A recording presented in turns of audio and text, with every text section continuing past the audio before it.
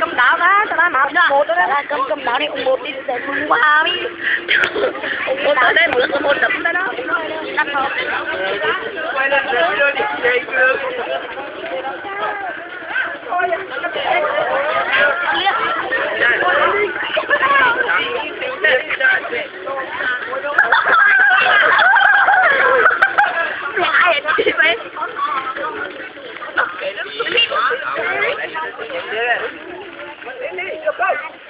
Nói bài của bài ai ông đâu cái bài nó đi.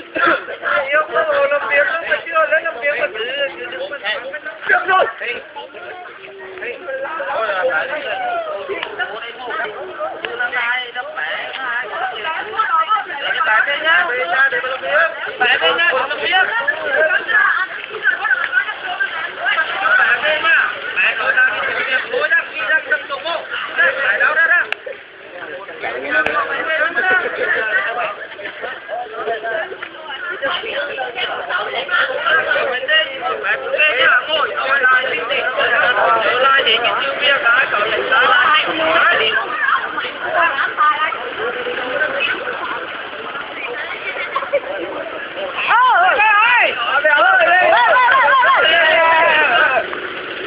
Đi ra con đạp thì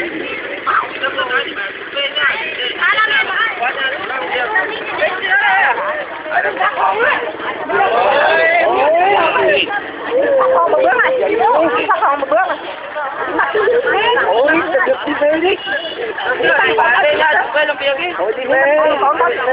họ đập cho nó nói bài lúc họ nó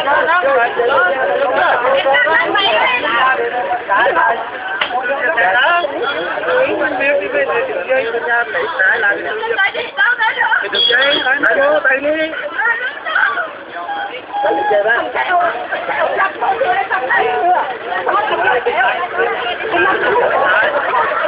ôi cha nó ó nó gọi không đấy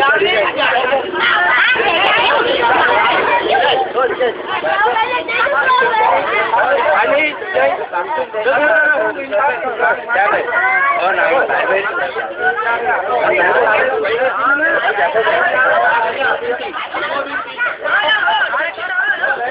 đẩy đúng quân luôn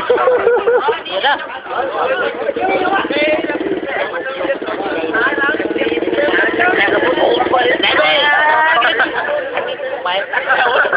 đẹp tí cô tao thù lên phải có không